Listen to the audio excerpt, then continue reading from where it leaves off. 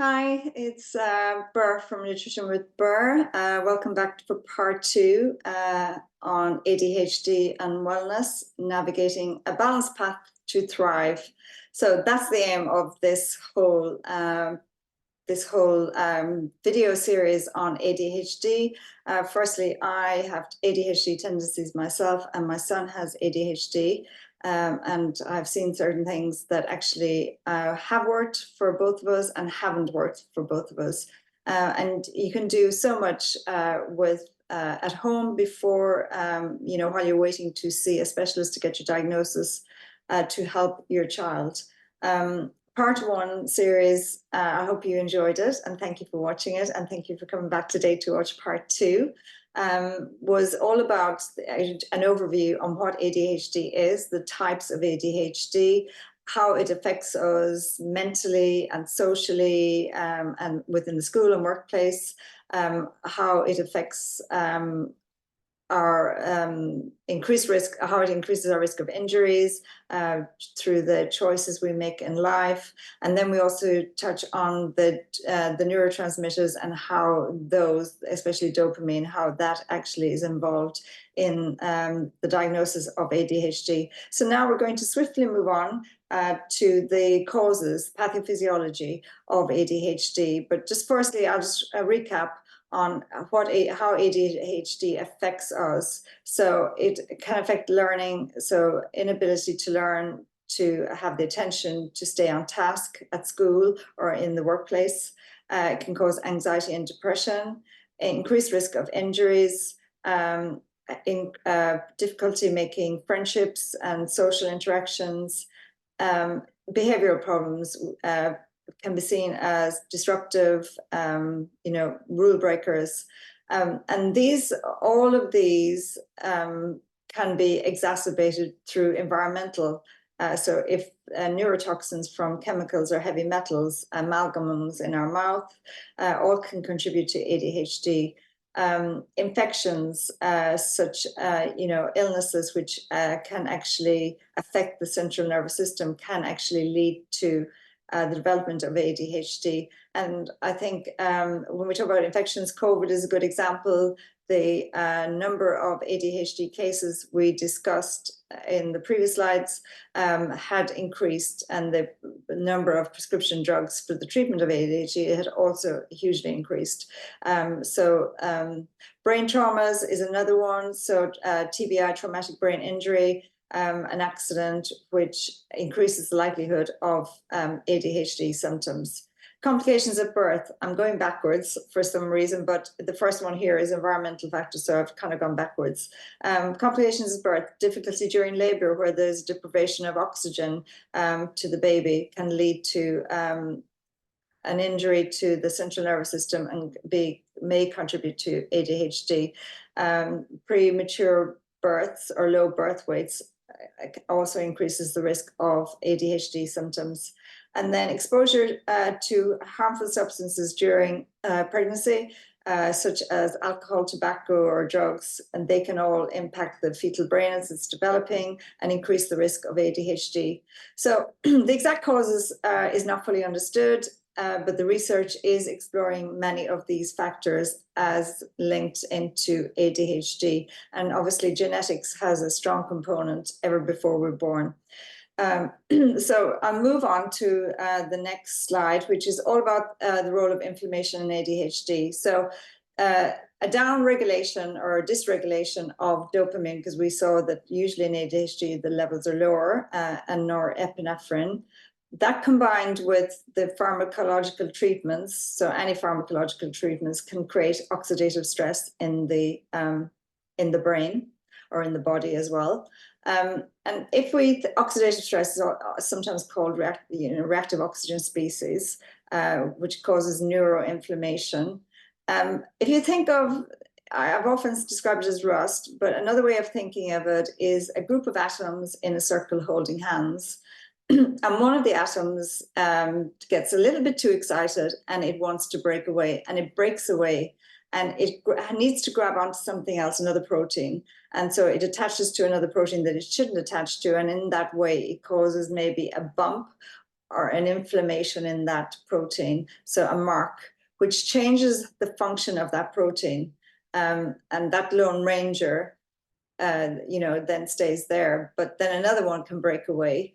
And then again, that attaches to another protein, affecting the function of that protein at cell level. So that's what kind of a simple explanation of what oxidative stress is. And it causes inflammation, as you can see. If that happens often enough, that the change to the protein at cell level is enough to affect the function. So we do need to try and keep that low and use our diet and lifestyle choices to actually counter that. The oxidative stress and the production of these cytokines or chemokines. Cytokines are proteins that are involved in cell signaling, and there's usually high levels when their inflammation levels are high.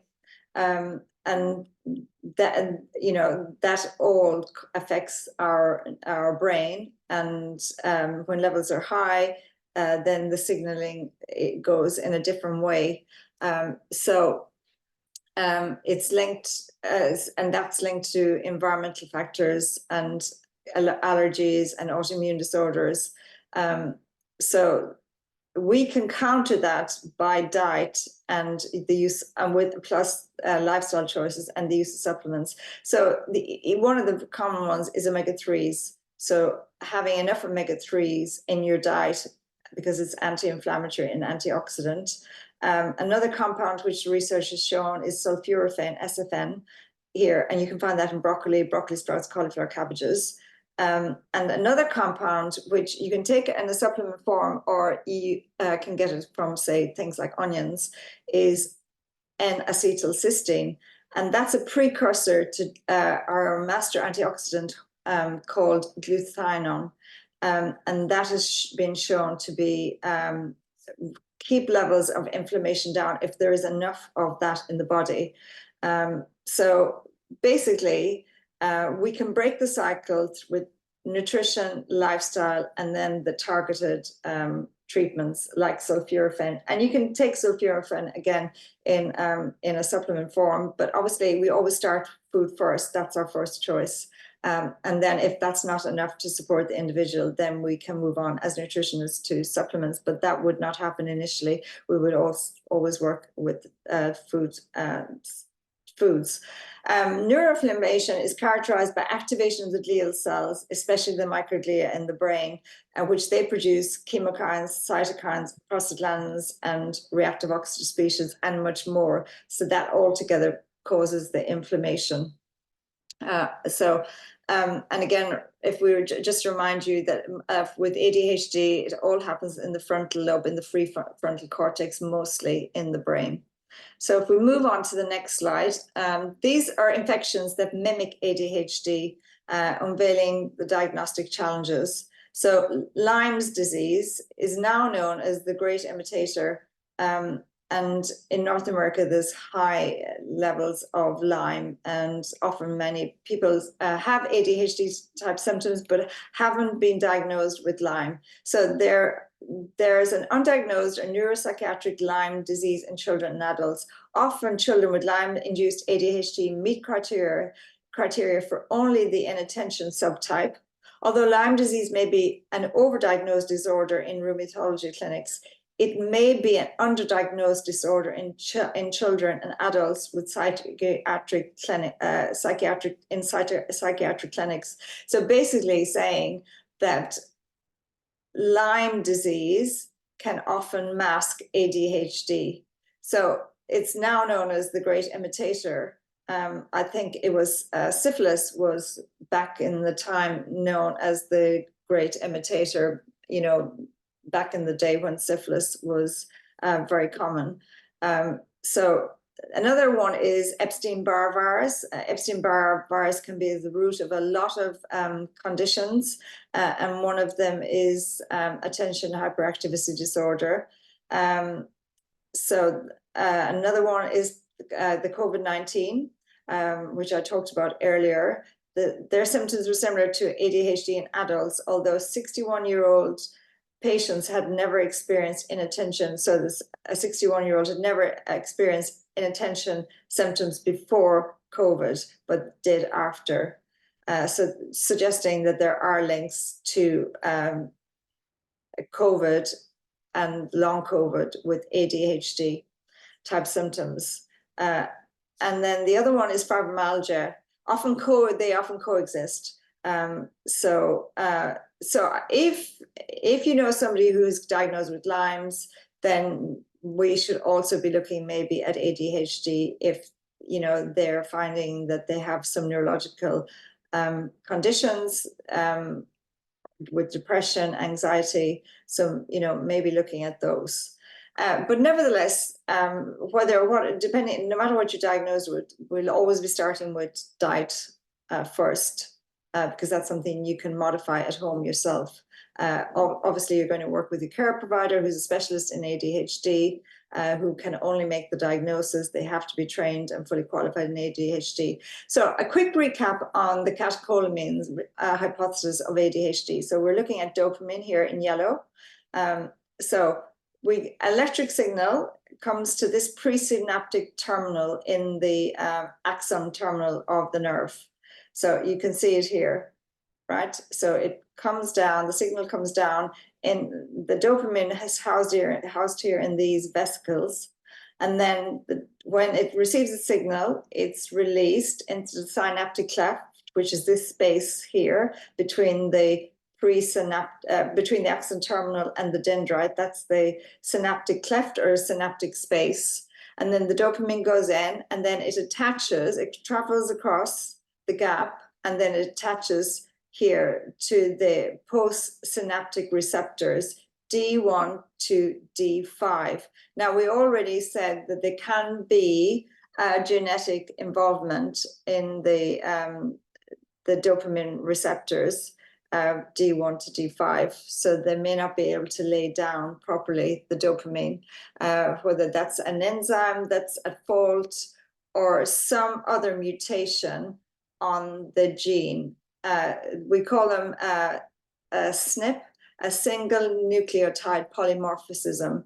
And if you think of that as something that it's like a code, and if there is one letter change in that code, say for example CAT, C-A-T, and you change that to C-O-T, so one letter has changed, then the expression of that gene will be different. The end result is going to be different. The function of that gene is going to be different. Does that make sense? So then going back to this, the dopamine crosses the synaptic cleft. I do tend to go off on a tangent, and then it's laid down in the dopamine receptors, and then that's where we get the action. So the dopamine locks in, and then we get focused, organized attention, action, and thoughts. But in ADHD, there is maybe a genetic mutation, or their levels of dopamine are low, and we don't get that action. So I hope that really recaps on what we had done previously with the neurotransmitter. So diagnosis. So how is somebody diagnosed? So this is this criteria. You need to have an inattention, 6 or more episodes in children up to the age of 16. Hyperactivity and impulsivity, 6 or more for children up to 16, or 5 or more, age 17 and older. Evaluation can only be done by a licensed medical health professional or physician. And this could be a clinical psychologist, a physician, psychiatrist, neurologist, family doctor, or other type of physician who have trained. Finding a clinician that is especially familiar with ADHD is key to a good diagnosis. So if you have somebody who is not experienced, who's not trained, they will not be able to make a clear diagnosis. Seeking out hospitals and university centers, gaining referrals from your doctor, or getting suggestions from support groups can all be ways to help you find to find that expertise. Okay, so now I'm going to go on to the timeline. So nutritional therapists often use a framework of functional medicine, and in that framework, a timeline is key to the story of the client, to establish what's going on from pre-birth all the way up to present date. So I've just done a timeline of what could have happened from pre-birth to adult, just so you can see that it's fairly insidious disorder, and it can manifest slowly and is associated with Western diet, gastrointestinal disorders, obesity, diabetes, heart disease, depression, autism, infertility, cancer, and Alzheimer's disease. So if we start pre-birth, we know that genetics can play a strong role in it, and these 6 genes are linked to ADHD. Then other things we've talked about: trauma, such as C-section, X-rays, infections, micronutrient deficiencies, diabetes, pre-diabetes, food additives, dyes, heavy metals. Too much manganese can be quite toxic. Mercury, exposure to BPA's, bisphenol A. They're plastics that are found in packaging. Chemical exposures like phthalates, that's BPA as well. Alcohol, tobacco, antidepressants, paracetamol. So taking paracetamol during pregnancy is also linked to ADHD. Use of drugs, alcohol, obviously, cocaine, those kind of things, heroin, obesity. There's lots more. Then if we go into childhood, so if they're eating a high sugar diet, if they're eating foods that they're allergic to, like gluten, dairy, or obvious ones, peanuts, soy, they tend corn, they tend to be the high allergen foods. This is where a nutritionist really comes in, because they can unravel the layers and really see what's going on.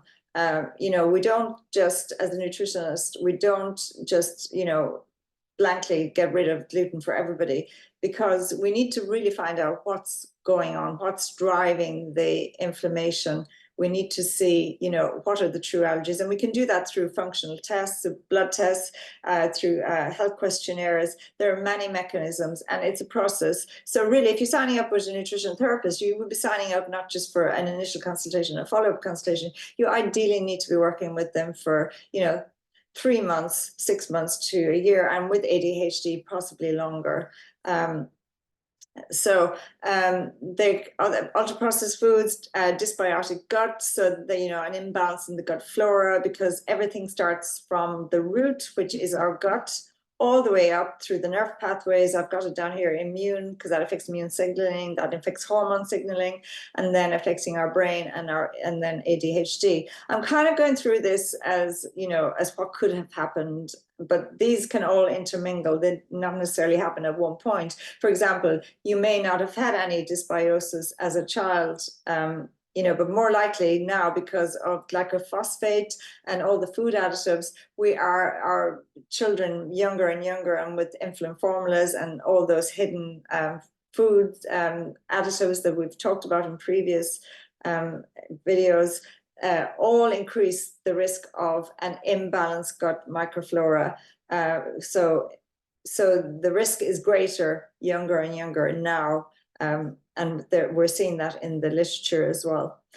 So traumatic brain injury, so, if you falls, accidents, obesity, anxieties, around school, family anxiety, stress. So, there may be a trauma in the family. There may have been a loss of a child, a parent. There may be parenting styles, maybe, very militant, which is not a healthy style of parenting. Especially for a child who has the genetic predisposition for ADHD. We need to back off on that style of parenting. I'm very strong on that. We need to find another way to nurture and to grow our child, and try to be a bit more empathetic and understanding, as to why they're behaving like that. Is it because of how we're feeding them? Is it because of our environment? Is it because of the interaction within the family that could be quite, abrupt, aggressive, not in a loving environment? So all of those factors all play a role in us developing or exacerbating ADHD and increasing the anxiety and causing the person to withdraw. Other things are the lack of phosphate. I said electronics, so children not interacting socially but spending time on their phones, their iPads, and missing what's going on around them, all again exacerbating the condition. Then as a teen, obviously we're exposed to drugs, alcohol, even now kids who have ADHD may even get to buy from other kids who have ADHD, they may sell their prescription meds. It's all very complex. The use of cannabis is linked to ADHD. So smoking cannabis, so some people in the health sphere will really promote cannabis use, as a way of relaxing, but it does increase appetite, so increase obesity, and it can increase ADHD type symptoms and also affect many other neurological conditions. Lead from paint, drinking water, cookware, household plumbing, I talked about manganese toxicity in drinking water, like phosphate affecting our liver enzyme CYP450. That's that's an enzyme which is involved in detox pathway, and if enzyme is not functioning properly, then we're not able to detox the medication that the kids have been prescribed or adults have been prescribed, and then that has a back build-up effect of toxins which leak into the gut and then into the blood system, affecting our brains. And hormone imbalance, premenstrual tension, all of these things that we experience as teenagers, gaming, where the sensory overload, all these things we expect as teenagers can all contribute to ADHD. Then as adults, again, we're going back to the diet, high sugar diet, food additives, food allergens, sleep deprived, screen time, environmental toxins, with the BPAs, the micronutrient deficiencies, which I'll go through later in another slide, paracetamol, lack of exercise, substance abuse like alcohol, caffeine, cocaine, cannabis, methamphetamines, ecstasy, all linked to neurological conditions and ADHD. Sleeping tablets increase fatigue, and then that kind of the fatigue in the day kind of goes on to exacerbate the ADHD and can cause a lot more procrastination and lack of engagement. Hypothyroidism, so if that's something that's not picked up and diagnosed by your doctor, a nutrition therapist can actually help you figure that out, because we actually look at the active form of the thyroid, which is T3, and that's, every cell in the body has a T3 receptor. So it's really important that you're not just looking at the thyroid stimulating hormone, because that does not really tell you a huge amount. But I'm not going to go down that path because that's another subject, and I could be all day talking about thyroid. But if your child or has symptoms of hair loss, hands, cold, dry, flaky skin, feeling really tired, gaining weight, like the metabolism you just think is really low, then you really need to have a thyroid panel done, and a nutrition therapist can order those functional tests online. You need to balance the hormones. So for teenage girls, there may be an imbalance in the levels of estrogen, progesterone, and that needs to be balanced. And in menopause, obviously, we're now getting less estrogen.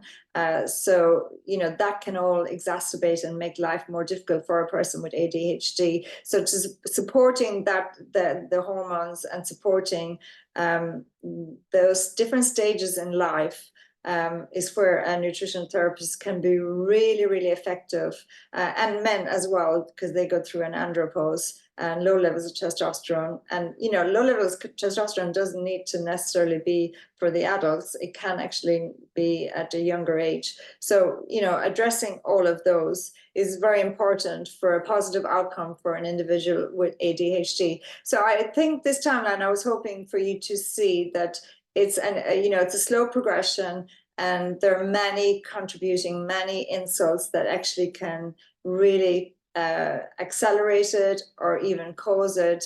But many of them are modifiable so that we can, you know, make positive changes at home that actually have a positive effect on the neurological well-being of that individual. And I remember we always start with the gut because that's, you know, like the root to many problems in the brain through the vagus nerve. And if you think serotonin is another hormone, which I haven't talked about, and that plays a crucial role in like mood, emotion, and attention. And 90 to 95% of that's made in the gut, and the remaining, you know, 5 to 10% is made in the central nervous system. But if we have inflammation in the gut, there are cells within the gut, the intrachromaffin cells, which are where it's manufactured. Then you're not going to be making it. And also, if you're not eating protein, like animal protein, the precursor to serotonin is tryptophan, then again, you're going to be deficient. So diet is key. Gut health is key to the well-being of our brain. Okay, so I'm going to move on. I hope you got the gist. And this is kind of, if I'm working with you, I will make a timeline like this, and I will put in all the things that have happened to you in your life, and then you can actually see how all the dots connect and how you have led to this stage with ADHD. Okay. So the next one, I'm going to stop talking for a few minutes, and I'm just going to play this video. It's ITV News, and hopefully you can hear it. And it's the effects of energy drinks on ADHD. I think it's only been 2 weeks old, so it's topical. Increased risk of suicide, ADHD, and other mental health problems, as well as allergic diseases and insulin resistance. And now MPs are joining the calls for the government to act. Our social affairs correspondent Stacey Foster has a special report. They appeal to children in the way that they look and the way that they taste.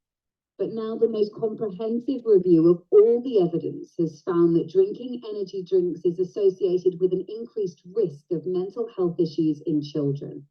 People think they look cool drinking them and they taste nice.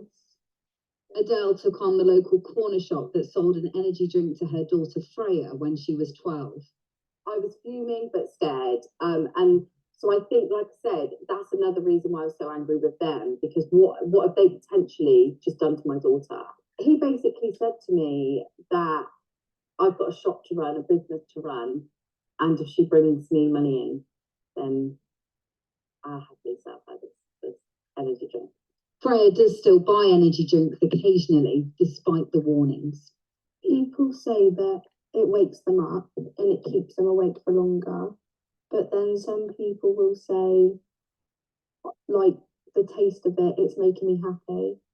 Energy drinks are labelled as being unsuitable for children because of the high levels of caffeine. Some contain between 160 to 200 milligrams per can, which is double the amount in an average cup of coffee and 4 times as much as the average can of cola. This latest review of 57 studies of over 1.2 million children in 16 countries found a link between consumption of energy drinks and an increased risk of poor academic performance, sleep problems, and poor diets. Sleep for children, for young people, as we all know, sleep for adults as well, is one of the most important factors determining many of our health outcomes, and having something that interferes with sleep can be extremely detrimental and perhaps mediates many of the other health risk factors and mental health risk factors as well. Like many schools.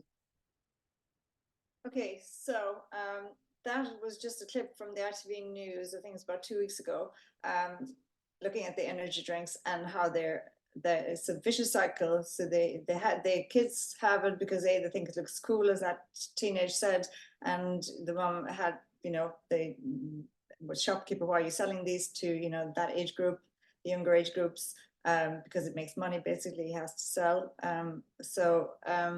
As a parent, you really want to encourage your child not to have those drinks, because they actually just fuel that cycle of negative chatter in the brain at night when you should be asleep. They already have, people with ADHD already have, we talked about sleep before, and they already have that delayed sleep pattern cycle. So we really need to avoid caffeinated, and especially, any of those kind of type of drinks. A, they're full of junk and crap. B, the level of caffeine in them is very high, and it does really affect the symptoms of ADHD. So we need to make sure we educate our young people on, avoiding these drinks. And I know it's hard, because my boy, he would go for them. And research has shown that, caffeine has benefits for ADHD, and they can do better. They can actually lift the mood. And I actually see that with my son. It lifts his mood and he feels better. But there is a balance, too much caffeine. So that it's dosing. It's all about the dose. And for example, I can't have any caffeine, really. I mean, I get many symptoms with GERD and lots of other things, but I get the crash very easy, very, very quickly, and it affects my sleep. So I don't have caffeine. I have, 1 cup of decaf coffee a day, but caffeine in people who are slow metabolizers can stay in the system. So a cup of coffee can stay in the system, for anywhere from, 6 hours up to 32 hours. It's been shown in research. So it can take that long for you to get rid of it from your body. So, you can kind of see, if you have a cup of coffee and you know that it affects you, that you're probably a slow metabolizer. And then there are the fast metabolizers who can drink a cup of coffee and fall asleep, half an hour later. It doesn't affect them. But it does depend on your genetics. Some of us are fast and some of us are slow metabolizers. Genetically, I know I am a slow metabolizer. I've had it checked. So that's, something you probably don't need to have it checked. You can probably tell, do you get a little bit wired, and does it lift you really immediately when you have a cup of coffee? It does me. I love the feeling, but then I get the crash, the tiredness, and I'm ready for the next one, and I'm craving the next one. And also it completely disrupts my sleep. So now, going back to the modifiable risk factors, which is what a nutrition therapist does, and that's my role. And as a nutrition therapist, again, I said we work using the framework of functional medicine, and we look at core imbalances. So ADHD has an effect on many of the systems in the body. So for transport, cardiovascular meds increase because ADHD, when you're on the medication for ADHD, there's a higher incidence of cardiovascular disease. There's a higher incidence of dyslipidemia, so higher blood cholesterol. The lymphatic system is affected. It affects inflammation. Respiration is affected. A higher risk of infection, COPD, allergies, asthma. All of those kind of things are all tied in. We talked about the reactive oxygen species, so that's energy. And energy that's produced at the mitochondria at cell level, that high levels of reactive oxygen species all and cytokines and inflammation all affect that. Also do micronutrient deficiencies. So if you're deficient in a certain micronutrient like B12, that affects the production of energy in the mitochondria. Vitamin C, if we're stressed, our adrenals, that affects, we produce more cortisol. The adrenals sit on top of the kidneys, and we produce more cortisol. When we produce more cortisol and we're stressed, we actually use up a lot more vitamin C. So we do need to ensure that our vitamin C levels are adequate, and also that we are addressing the stress. Then we have, we look at the liver for detox. People with ADHD are an increased risk of fatty liver, whether that's due to eating, a high processed sugar diet, which can make somebody feel a dopamine rush, and that adrenaline you get from eating sugar. Sugar causes that adrenaline spike, so it makes you want to have more, because with ADHD, often the dopamine levels are low, and then we eat more and more, and that can cause fat to deposit in the liver, cause fatty liver, non-alcohol fatty liver. But obviously there can also be cirrhosis of the liver due to alcohol abuse, drug use, prescription drugs, which disrupts that CYP450 enzyme, which is responsible for the detox and the clearance of all of those things, like the drugs. And then you may be on a prescription medication for the ADHD. Again, all of that will affect the detox pathways. Sleep, if you're not sleeping properly, then we know that the lymphatic system in the brain is not being cleaned, so the detox in the brain is also not happening. So rest is really rest, like digest, you always say rest and digest, is really important for health. So then if we look at communication down here, there can be a hormone imbalance, premenstrual, menopause. We talked about that, andropause. Thyroiditis, so inflammation of the thyroid gland. It's an autoimmune condition that's been seen in ADHD. So again, I'll mention that needs to be discovered and treated. And obviously, as a nutrition therapist, we work with doctors. We'll work with your doctor or your allied care professional. I'm a nurse, so if you're in Cambridge, I'm fairly well linked in with all the different specialities working at the hospital. So I could refer you on or link you up with the specialists that you need to work with, depending on what your symptoms are. Then we look at digestion. Constipation is a fairly common symptom of people with ADHD. Chronic diarrhea can also be a big issue. Abdominal pain, obesity, type 2 diabetes, dyspepsia, which is like GERD. And this can all be due to what's going on in the gut, low levels of short chain fatty acids, and butyrate can also be low. These are butyrate is something that's a compound that's as a result of fiber being broken down and fermented, and it produces butyrate. Butter is a natural source of butyrate. Those are all important for the gut microbiome. And we know the gut microbiome has many functions, including synthesis of vitamins, especially the B vitamins. It also is important for the neurotransmitters,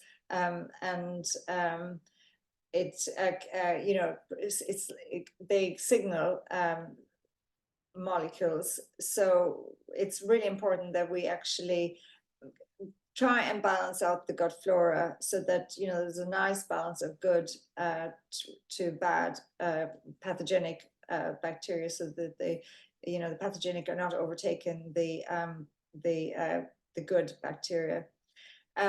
And then we have defense and repair. So if we think about the immune system, autoimmune disorders, elevated markers of cytokines, reactive oxygen species, steroid hormones, all of that goes into that. And then we look at the structure and integrity. So, traumatic brain injuries, sports injuries, substance abuse, obesity, all of those things come under that, and all affect the integrity of our structures. So that's kind of how we look at the core imbalances in functional medicine. I hope I kind of explained it. That's kind of a general, but for you, it would, we would look under all of these, and we also have a symptom checker, so that we can see groups of symptoms that you might present with, and one of them, the groups might be, you might have constipation, you might have abdominal pain, you might have bloating, you might have sugar cravings, you know, so that's kind of that could be one group of symptoms. So we use a symptom checker as well to check what's going on and get to the root cause of what's going on. So I kind of wanted just to see what I do, the work I do to prepare for a client, and it's looking at the timeline. We do that little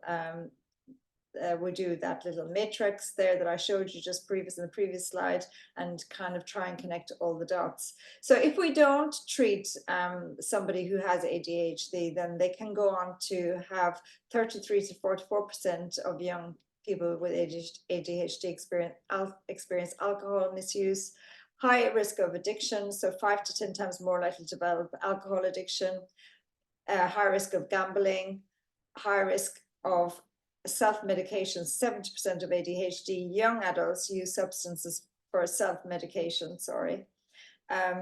early alcohol initiation, so 40% of children with ADHD start to use alcohol by the age of 14. And then STIs are obviously sexually transmitted diseases or incidents, STIs. ADHD increases the incidence of sexually transmitted infections, again, because they can go out and look to have sex with prostitutes, you know, so they're risk takers. And obviously, because forming relationships can be hard, then that's also, you know, something we need to be educating our young people on, you know, the use of protection when having sex, having respect for themselves, and to engage in meaningful relationships where actually that will build self-esteem rather than, you know, really increase their insecurities and exacerbate their ADHD. So half of adults aged 20 to 39 with ADHD have a substance use disorder in their lifetime, according to the research published online ahead of this month in alcohol and alcoholism. So 20 to 39%, 20 to 39, half of adults aged 20 to 39 have substance abuse disorder. So this is why I really think it's really important that we actually, you know, really, really take this as a serious health risk. And we need to help these individuals and support them where we can. So the treatment, the pharmaceutical treatment, the first line drugs are Renisilene is probably the one that you'll know the most. They're under this group of drugs, which I'm not even going to say, but they can be short acting or intermediate acting or long acting, and the prescriber may do a combination of drugs. So they really need to know what they're doing. Another one is Adderall, which is very well known, and Dextrin is another one. They all have side effects. But the important thing is that the person prescribing them ensures that there's no underlying cardiac health condition. And then when they're started, that's monitored, and they're also monitored for other psychiatric disorders, hypertension. You have their BMI, and so you want to observe for progression of that BMI. Because appetite can increase following each dose. Also, hypertension can be a problem, so that needs to be monitored. So those ideally should be monitored every 6 months. So you really do need to, work with somebody who knows what they're doing. So I just wanted to highlight some of the side effects of these drugs. Wellbutrin is one that's used more in the States. It's got a black box warning, and it, the risks in behavioral change, hostility, agitation, depression, mood, suicidal ideation, attempt and completed suicide, agitation, dry mouth, insomnia, headaches, nausea, constipation, tremors, seizures, anorexia nervosa. Those are some of the ones attached to Wellbutrin. And then the next slide will show you for all stimulants, there's a cardiovascular risk. And that's the same for those caffeinated drinks. There is a risk. with those caffeinated drinks as well. And especially if there is an underlying cardiac condition that you're not aware of, you do need to be careful. So prior to prescribing stimulants, all patients should be screened for syncope with exercise, history of structural congenital heart defects, and a family history of sudden unexpected cardiovascular death.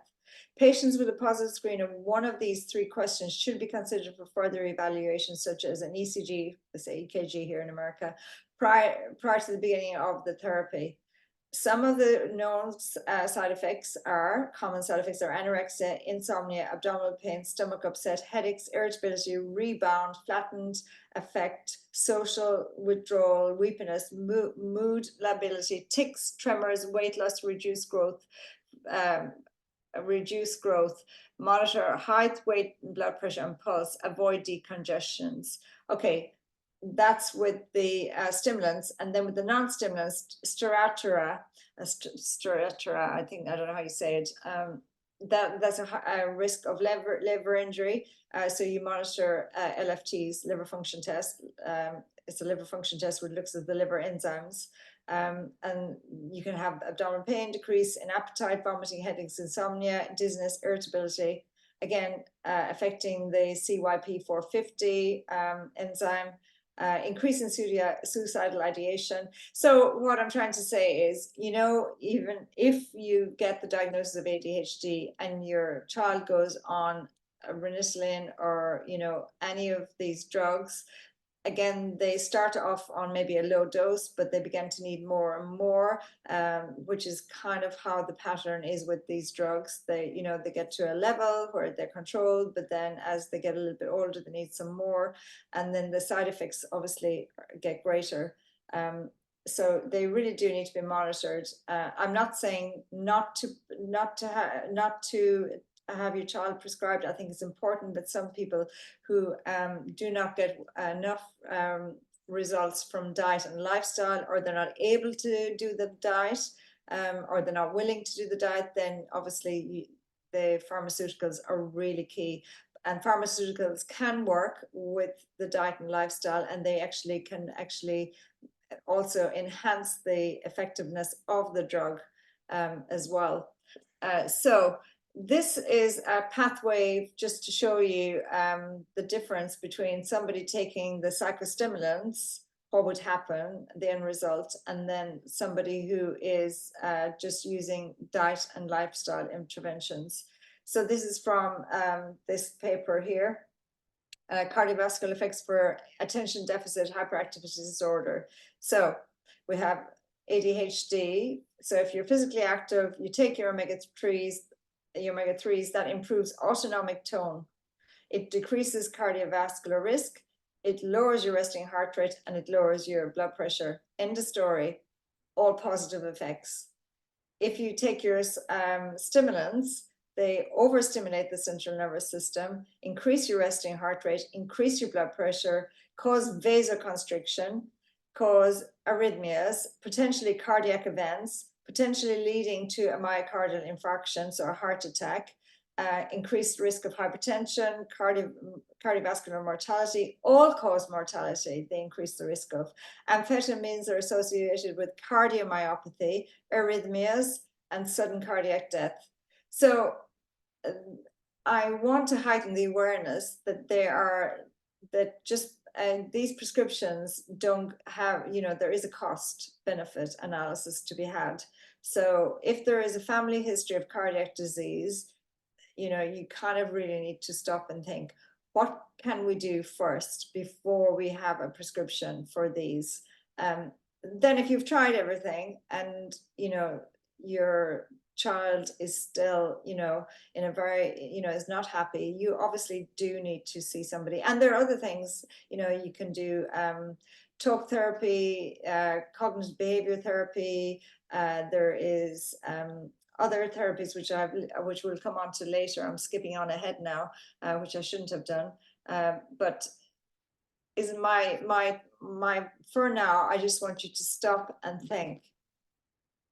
Are you allowing your child to have all the crappy sweets, with all the E's and all the colors and, the processed foods and the fast foods?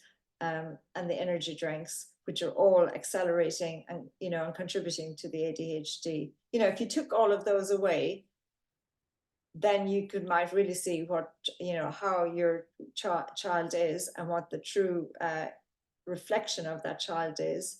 And then from there, you can talk to your provider, your care provider, your specialist, your doctor, and say, what is the lowest prescription I can have for my child? Can you weigh them? Can you see what is the lowest amount you can give them for it to have an effect? So again, everything is about dosing, and the one size shoe doesn't fit everybody. So the same with prescribing medication. We should be looking at weight. We should be looking at the things like blood pressure, heart disease in the family, and addictive type tendencies in that child. Are they already overeating? So will that be accelerated if we put them on the drug? So just something to stop and think about.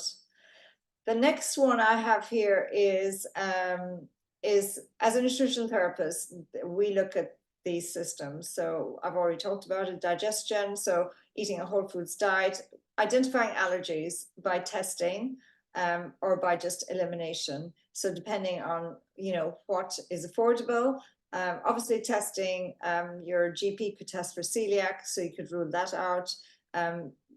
Lactose can be tested. I'm not sure if your GP would do it for you, but the nutrition therapist can work with you, and you can remove one thing at a time, or you can do that at home now yourself. You can remove it, and if you're getting constipated and bloated and you take gluten out and that improves, then okay, that's one thing that's working.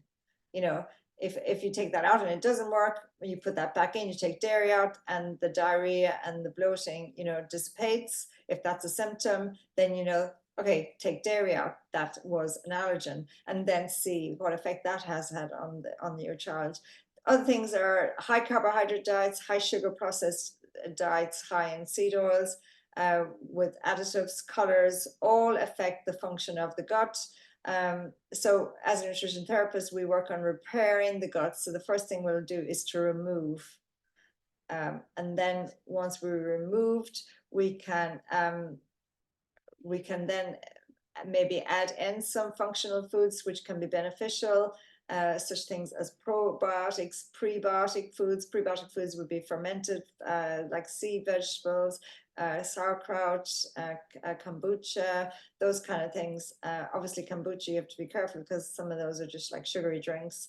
So this is where your nutrition therapist comes in to help you remove and then add in functional foods that can be beneficial, like healthy fats, and remove the processed foods, and then maybe supplements, which can actually enhance the overall well-being of the individual. Then there are obviously tests that as a functional nutritionist we can do and look at. So we can look at gluten, and we can look at food allergens, so there can be a list of over 200 to 300 foods we can look at, and those can be highlighted through blood tests. We can look at the deficiencies and replace those through diet and supplements. Then immune health can be looked at, so that you may need to have some allergy testing done with an allergist, and looking at autoimmune profiles. We can look at the detox pathways and support that through food. So we mentioned the sulforaphanes; those are really great for supporting the liver. There's also the bitter foods, which we can supplement or encourage you to eat. Sometimes it's quite difficult for children that they won't want to eat bitter foods, like chicory and kale. Because they don't like them. So there may be other ways that the nutritionist can help you get those foods into the diet to support the liver and the detox pathways. Then we will optimize hormones by balancing the male and female hormones, thyroid levels, stress hormones, neurotransmitters. We'll be looking at the diet overall to see what's deficient. Then environment, we can help you with that. Things like opening the window, washing upholsteries, assess for mold, getting time in the outdoors, in the sunshine, exercising outside, grounding. All of that's really important for actually having a more positive, healthier environment, because many of our kids will stay indoors, isolate themselves. They may not want to go out, they may procrastinate, they may not be motivated enough to get themselves out the door, they may have social anxieties. So it's really important that we try and get them out for walks and exercise to, really help with those symptoms. Omega-3 to 6 ratio, then we look at adrenal functions. We can do that through testing cortisol levels, and there's lots of different labs that we use where we can order these functional tests and then work with you once we've got the results. But again, you don't need to have tests. A lot, if that's can be quite pricey, and you can do a lot just with diet and exercise. And they can be phased exercise. You don't have to go to the gym to exercise. I love the gym, used to be a personal trainer, but you don't have to go to the gym to exercise. It might be bouncing up and down the trampoline. There's many ways. It might be skipping, it might be throwing a ball. It's just many ways to get exercise. Referrals to talk therapy, cognitive behavior therapy, meditation, mindfulness, hypnotherapy, acupuncture. There's many other alternative therapies which can be effective. There's transcranial magnetic stimulation, which specialists are doing and seeing some positive results. But again, with ADHD, it's not conclusive. Time in nature, cold water therapy has also been shown to help calm down that sympathetic side of the nervous system. And it can also stimulate the parasympathetic. It can also stimulate if you're parasympathetic dominant. So if you're kind of slow and sluggish, it can also stimulate, because you go, all those kind of breathing techniques when you're in the cold, the shivering, all of that can actually be really helpful to get the body going, in both get the body going and calming the body down. I had stopped doing cold showers, but I've gone back to doing them again, and I've always loved them. But with my lupus, I tend to get chilblains, so I had stopped doing them for a bit. But now it's kind of gone past the really bad cold weather. Hopefully, touch wood. So I should be good, and I've actually been doing them every day. And again, with the cold showers, it might just be the feet, and then, or, I love washing my hair in the cold. But it's, if you gradually build up, you don't, just, force your child to have a cold shower. They may not want to do that, and that may cause them more stress. Again, it's all about what, going into the ocean is a great place. I have the ocean behind me, but when I lived in Brighton, we used to, constantly go in the ocean. The kids loved it when they were, younger, walking in the cold water. So there's different ways of doing things. It's not about ice baths and those kind of very daunting things, which can be quite stressful for somebody with ADHD. It can actually increase the anxiety. You can do it in a lower, like a more relaxed manner. So the important thing is to cool the fire of inflammation. So healthy diet, eating high protein, high fat, low carbohydrates, nutrient-dense foods to boost dopamine. I have the salmon, the avocados, so the oily, high fat, healthy foods. Exercise, regular aerobic activity elevates dopamine levels. I would also say, for adults and older children, you need to be lifting some heavy things to build muscle. It's important for our bones, but it's also really good for our brain, and also is very good for our self-esteem, how we feel, how we carry ourselves. Sleep, aim for 7 to 8 hours. That increases dopamine. Family therapy, reduce conflict so no conflict in the home. Improve communications.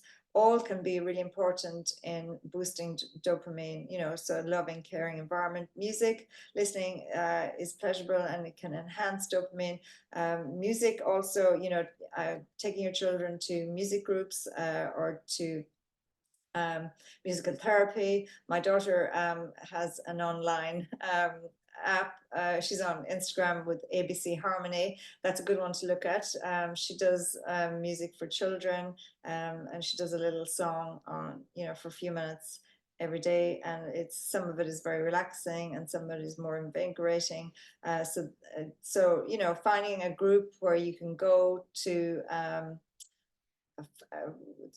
where they do provide these kind of groups.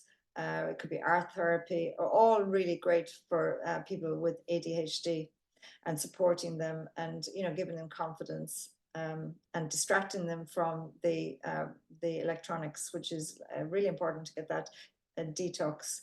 So sometimes you can have too much dopamine, which accelerates the ADHD, but you also need enough of it. But abstaining from the high dopamine activities can help regulate output. So moving on. So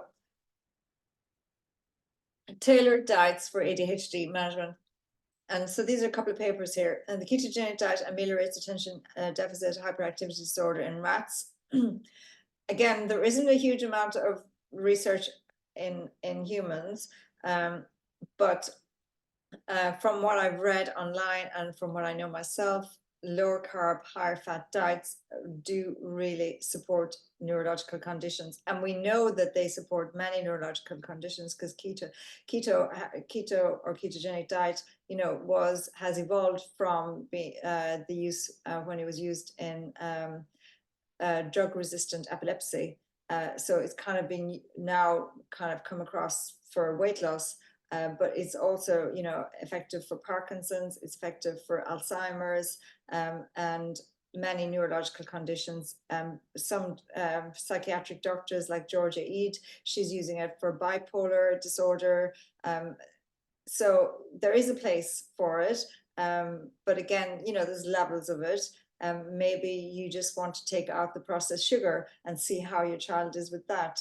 And that's where a nutrition therapist can come in, because they can help tailor a program that suits you and the child, or suits you as a person if you have ADHD, and around what your goals are and around your needs and what's doable for you, because obviously it has to be something you can implement as a parent or as a person. Results of ketogenic diet improve the behavioral symptoms of ADHD. So that's was the outcome. Then we had diet modification impact on ADHD. Diminished carbohydrates and protein intake in diet were positively associated with improvements of ADHD. Now, I'd be careful with the protein so that you don't go too low, because you do need adequate protein, especially in children when they're growing. Again, that's where the nutritionist will come in. Is dietary profile nutritional, biochemistry status, and attention deficit disorder, path analysis for case control? Children with ADHD had more intake of nutrient-poor foods such as high sugar, high fat foods, and had less intake of vegetable fruits, protein-rich foods than their counterparts. Nutrient-poor foods often eaten by the ADHD subject result in an array of nutritional deficiencies, including lower serum levels of B vitamins, as well as imbalances between iron status, inorganic phosphorus, between monounsaturated fats and saturated fats, and between omega-3s and omega-6s. So just showing that because their diet was so nutrient poor, and they had inadequate amounts of protein, they had inadequate probably fiber, they had inadequate B levels, an imbalance between saturated and monounsaturated fats, and they were also low in iron. So that's again where a nutritional therapist can come in and help you kind of see the wood from the trees, if that makes sense.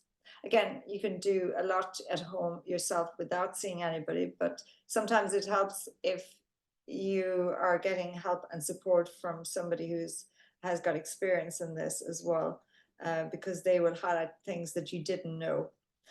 So macronutrients that might be deficient in ADHD, zinc is one.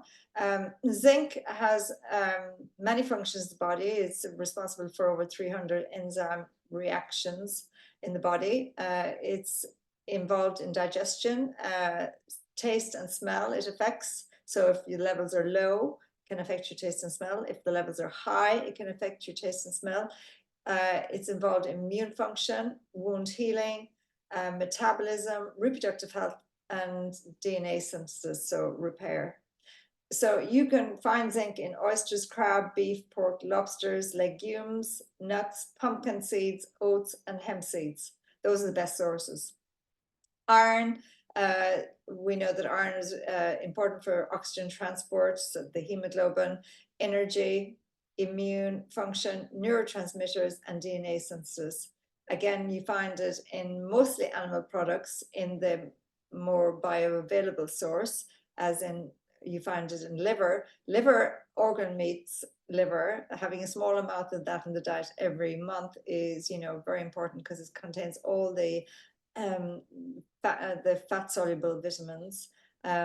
Liver, kidneys, red meat, poultry, seafood, legumes, dark leafy greens, vitamin C.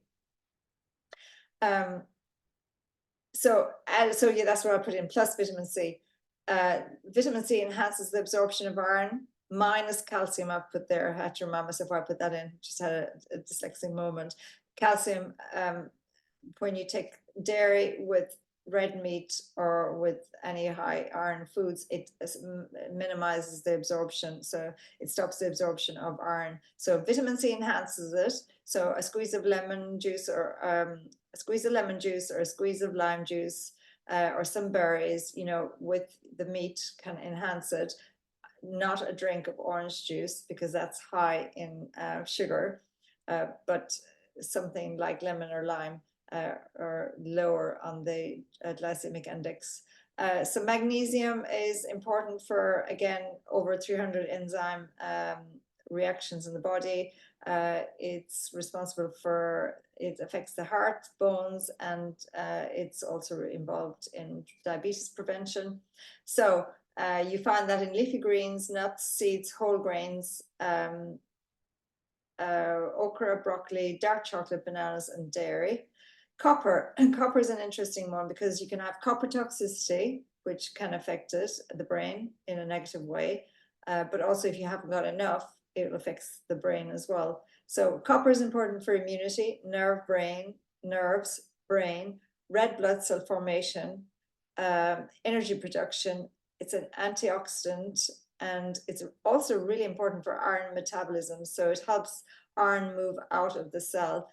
So if the levels are low, the iron becomes locked in the cell. So copper, that's in the ceruloplasm, which is another big topic, which when I'm talking about iron, I'll go into it. So you find copper in liver, shellfish, nuts, seeds, dark chocolate, avocados are all good sources of copper. Vitamin D is our sunshine vitamin. You find it in fatty fish, liver, egg yolks, and fortified milk.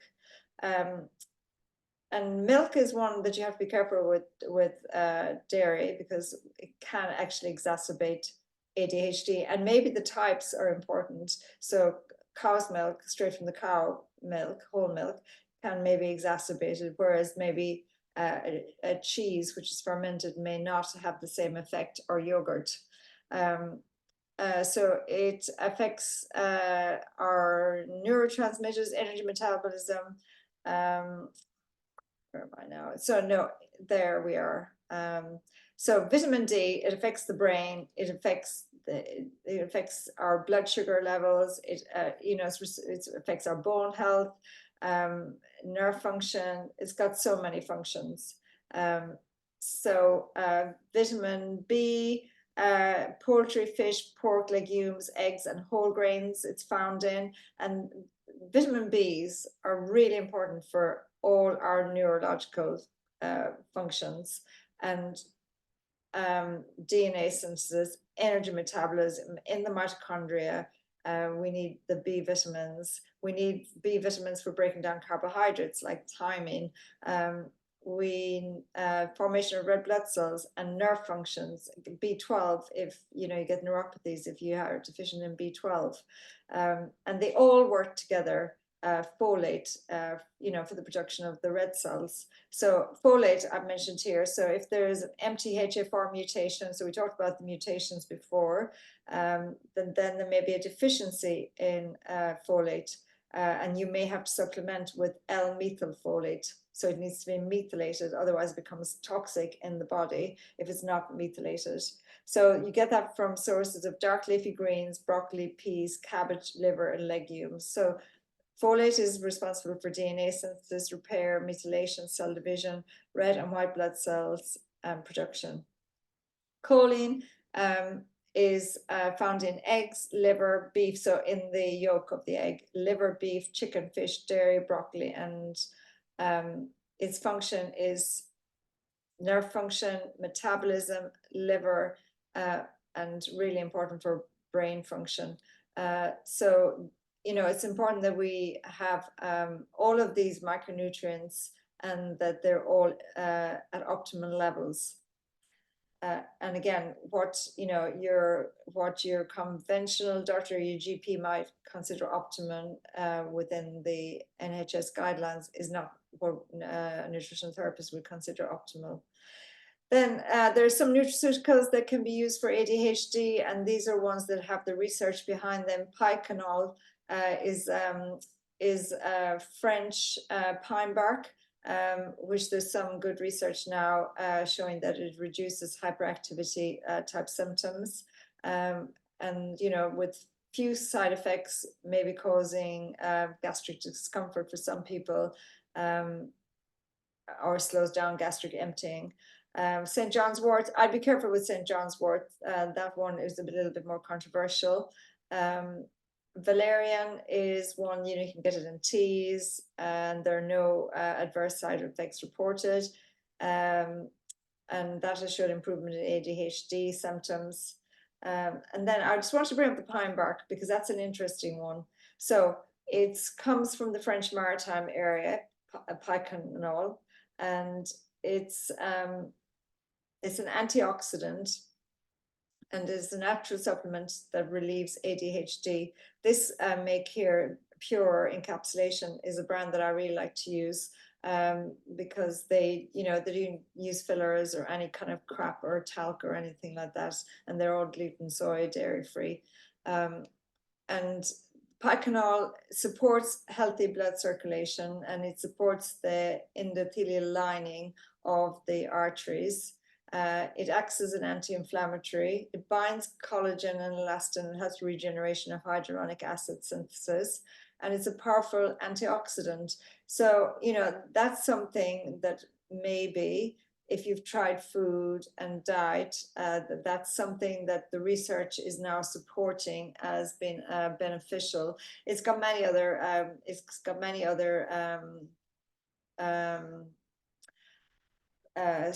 areas where it can be effective too for health as an antioxidant.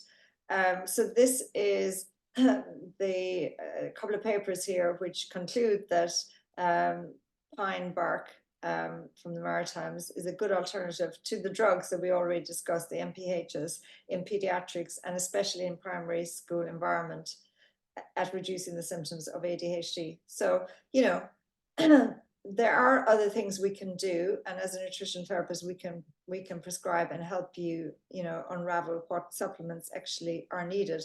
Obviously, we treat with diet first and then supplement, but we have to maybe do some tests to find out what the nutrient deficiencies are, where they might be malabsorption happening, where there be leaky gut, where there be dysbiosis. All of those kind of things have to be discovered to enable you to have a functioning gut and to maximize absorption from the diet, from a healthy whole foods diet.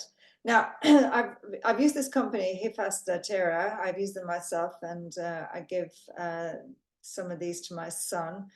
They're quite expensive, and some of these supplements can be quite expensive. So I'm going to go through this 3 of the mushrooms that I want to talk about. Lion's mane, there it looks like a lion's mane. That's what it's like. But there's no clinical trials to date on ADHD, but there is on neurological functions. So hopefully in time we will see that it has a positive effect on ADHD. But we base all our, our supplements that we prescribe are based around science. So, but this is something to keep in the back of your mind, that they are helpful for modulating neuroinflammation.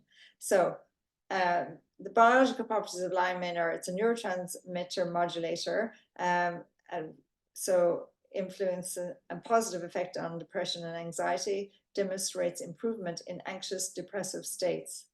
It enhances sleep, modulates and reduces inflammation in the brain. It stimulates cognitive function and supports mental sharpness without that kind of excitability, so in a much more calm, focused manner.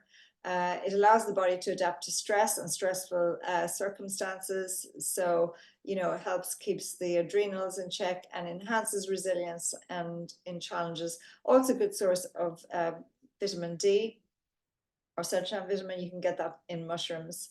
So this company, Hifastotera, are a Spanish company, and they do all their research themselves. They have their own R&D lab. So the research that they're doing is their own, but there haven't any papers published on ADHD yet. Then we have reishi, which that's what it looks like.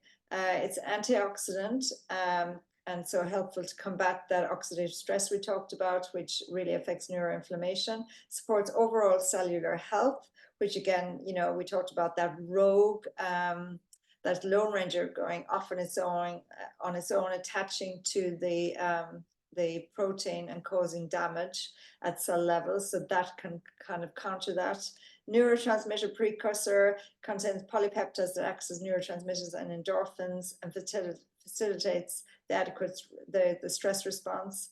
Peripheral anticholinergic effects, exhibits a peripheral anticholinergic effect for nervous system modulation, helping and maintain balance of neurosignaling. So important for the nerves to signal different pathways for function to happen.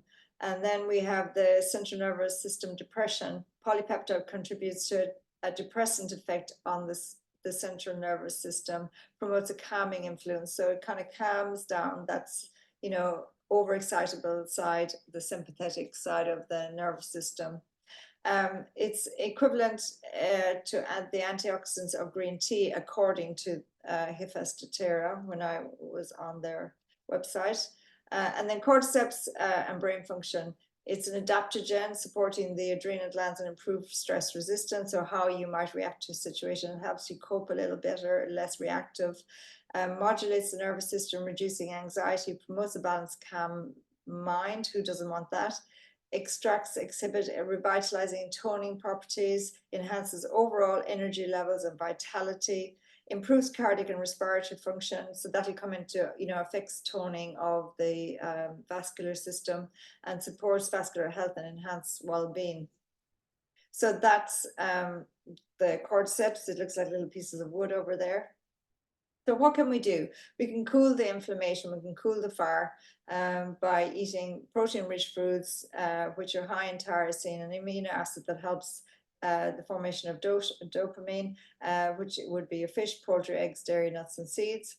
Fruits and vegetables, antioxidants, the colors, the berries, leafy greens support overall health. Regular physical activity can boost dopamine production and receptor sensitivity. Aim for aerobic exercise like running, swimming, or dancing.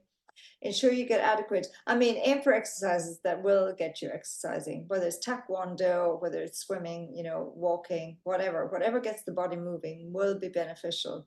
Ensure you get adequate amount of sleep. Sleep is essential for overall brain function and neurotransmitter regulation, including dopamine. Spend time in nature and sunlight. Increase your level of vitamin D, which is important for our immune health. It's important for our bone development, and it's important for preventing depression and anxiety.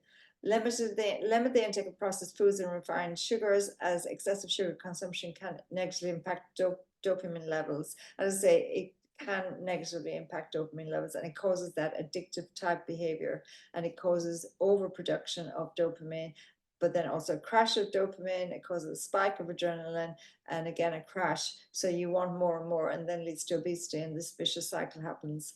A healthy gut microbiome is linked to better mental health. Consuming probiotics through food like yogurt or supplementing may support your gut, but if you're dairy intolerant, you can get probiotics in sauerkraut, in kimchi, in kombucha. So there are other ways of getting it. So tyrosine is a precursor to dopamine. Foods or supplements containing tyrosine may support dopamine synthesis, but it's essential to consult with a healthcare professional before taking such supplement. You have to be very careful with taking these precursors like tyrosine because they can make you very agitated and irritable. So you really do need to work with a nutritionist who understands how they work. Caffeine can enhance dopamine release in the brain. However, excess intake can lead to tolerance, and you want more and more, and over caffeination, depending on over caffeine, having too much caffeine can cause you to become quite aggressive, lack of focus, irritable, making rash judgments. Practices like meditation, mindfulness can help reduce stress, positively impacting dopamine and regulation. And yoga is also another really good one. Some studies have showed cold water exposure may stimulate dopamine. Again, that's the cold showers, and I've talked about that previously. So if we don't treat these, if we don't treat ADHD, then a cascade of other conditions can happen. So the psychiatric disorders are here in blue: post-traumatic stress disorder, cannabis use, cocaine use, major depressive disorders, alcohol dependence, autism spectrum, alcohol use, anxiety, Tourette syndrome, schizophrenia, bipolar. So, and going back to autism, what one might find is if they don't clean up the diet and they don't reduce the sugar and the processed sugars and the additives, the colors, and the e-colors and the additives that are in foods that mimic MSG, then somebody who's on the autism spectrum, their traits may get exacerbated. So whether they may do a lot more flapping, they may be a lot more anxious, they may have more diarrhea. So it's key to really, really clean up the diet, which can actually then help lower the presentation of the autistic symptoms. And it makes a massive difference to the functioning of that child in our society. Then aggression traits is another one. It's in green here. Then drug-related phenotypes are smoking, problematic alcohol use, drug experimentation, cigarettes are increased per day, cannabis use is higher, alcohol consumption is higher, older age of smoking is higher. And then cognitive related type conditions, difficult with verbal, numerical reasoning, intelligence, years of schooling, and college completion. But there is no reason why, if we don't support our kids, if we support our kids, there's no reason why they can't be successful, go to university, have responsible jobs where they are really contributing to society. And many, as I said before in part one, many people with ADHD become hyper focused, and they are very successful because of that hyper focusedness that they have, allows them to excel and be very successful in life. But we just really need to nurture and support them in the right ways by food, diet, and lifestyle choices, and educate them as well. So that's what that schematic review kind of just shows. If we don't treat it, it can become very problematic and lead to self-destruct type behaviors and other neurological conditions and comorbidities. And obviously, again, the treatment with the pharmaceuticals, we need really, and I want to re-emphasize that we really need to monitor blood pressure so that we don't have a hypertensive state, that we need to monitor BMIs because the risk of obesity is greater.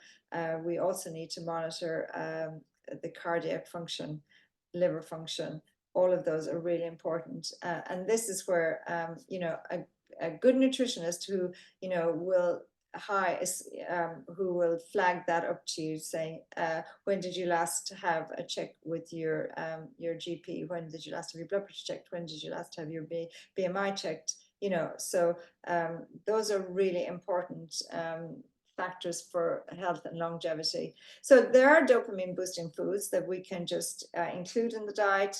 So oily fish, eggs, dark chocolate. So, you know, you're looking at 80 to 100%, but obviously not many people will eat the 100%, so bitter. But, you know, you really need to be above 75% so that you have a lower level of sugar in the chocolate. And then below that, there tends to be, you know, 30 grams or more per 100 grams of, per 100 gram bar of chocolate of sugar in it. Avocados, you know, healthy fats are really important. Olive oil, olives. You can also swap out the coffee for a green tea because the green tea has a calming compound called L-theanine, which, you know, may be better for somebody with ADHD. Maybe it's less addictive also. So, and it's more even energy that you get with green tea than you get with coffee. It's also, you know, powerful antioxidant. Then you have, this is just chard, but this is not just meant to be representative of chard. This is all leafy greens. And we talked about the sulforaphane from, you know, the broccoli, the cauliflower, the sprouts, all really good for liver health. And then, you know, they all tie in with a low carbohydrate diet. Nuts, seeds are also really helpful for boosting the dopamine, as long as there's no allergies. And then another one is, you know, beetroots. They're obviously not for everybody because for children, they may find that's too earthy, but, you know, you can probably roast them. They taste different when they're roasted, or put them in a smoothie with some berries. You know, there's different ways of getting these foods into an individual. So those are dopamine boosting foods. Obviously, with a nutrition therapist, you could be allergic to any one of these foods, and that could have a negative, detrimental effect on your brain well-being. So that's where a nutrition therapist comes in to work out with you what foods are causing you, you know, gut dysfunction, neurological symptoms. Sleep, simple things that we can do is, you know, create a positive sleep environment, you know, a darkened room, exercise like yoga or meditation or stretching before you go to bed, having a nice warm bath or a cold shower, both are be beneficial, you know, removing the cell phone, removing the TV, no alcohol, no cigarette smoking, no caffeine. And, you know, it's just creating positive habits which will all enhance sleep. And then there's some free resources which you can find online. There's lots of them, but there's a lot of talk about how to eat the frog, which is you identify your frog. So the frog is the hardest task that you don't want to do if you have ADHD. So if you eat the frog, you do that task first thing in the morning. And then you don't give yourself a chance to put it off for the rest of the day. So if the task is finding time to do breath work, and this is a good one here, so we'll wait for it to come around. This is called square breathing, or box breathing. I usually call it box breathing, but this little is free gift. So if now on this dot we go take a breath in for 1, 2, 3, 4, and you hold 1, 2, 3, 4, and then you breathe out 2, 3, 4, hold 1, 2, 3, 4. So that breathing helps regulate the autonomic nervous system, so to keep everything in balance and harmonious. So if that's the thing that you don't do, that could be the frog, right? If that's one of the things that you don't do your breath work. Do that first thing in the morning, then you've eaten the frog. And then, you know, you build on those steps because it becomes a habit, and you'd be amazed what you can accomplish. So trying not to put the frog off, identifying what your frog is, then eat the frog, and then repeat it every day. That's basically what that's saying there. So building healthy habits, these are apps. There's a building healthy habits. They'll give you prompts as to, some habits that are beneficial. Go for a walk, stand up, sit down, drink some water, take a breath. It's things like that. It'll give you prompts. If your child is, really driven by technology, then an app like that might be helpful. Track how you feel.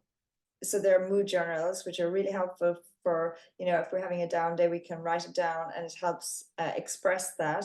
And then we can also reflect back and see, when we've changed our diet, how much our mood has changed. And, you can see that journey. Journaling is another way of doing things. And you can do all these without apps. You can do them, with physical books. Then there's lots of free meditation apps. Headspace is a great one. I love Headspace. There's also Calm, which is a free app for, to help you calm down and relax. And then this is an easy exercise to do. I used to give this to all my clients in Canada as a posture exercise, which is great for posture because it stops that rolling forward and coming in of the, which is coming in and becoming very into ourselves when we're working on the computer and we're looking at our phone. Whereas this, you sit back, you open up, you sit against your hands against the walls at 90 degrees. But that also does something else for somebody with ADHD. If they're procrastinating and they have lack of motivation and they're kind of stuck in that parasympathetic sluggish state, it can actually create because it really works the quads, this, and you have to use your core. And a wall sit for 2 to 5 minutes actually creates a lot of lactic acid, and it creates a shaking and a tremor, and that can be enough to actually stimulate the person into action and to get them going. But you want to really look at maybe starting for 30 seconds and building it up. It's great for posture. It's great for strengthening and toning, but it's also really good for that stimulation of the nervous system to get a response to wake the body up. So the wall sit is a really easy one to do. Another one is a static back, where you imagine that wall is the floor and that your legs are on a table at 90 degrees. And that's really helpful for grounding and helping for calming down the nervous system. It's also a really good postural exercise. So that was another one I would recommend to my clients if they had back pain, but it's also can be used as calming down the nervous system. So there are lots of free things we can do, lots of free resources online, lots of support groups that you can Google and find them, and it doesn't all have to cost money. The box breath work is a very easy one. It can be done, while waiting for the bus. It can be done sitting in the car. It can be done, on your way to work, on your way to school. You can do it with your child as a game. Oh, let's do a breathe in and have the clock ticking. And see if mommy can do it the same amount. Can she hold her breath like you? We used to do that in going in through tunnels. Like we'd take a deep breath in. My kids loved it.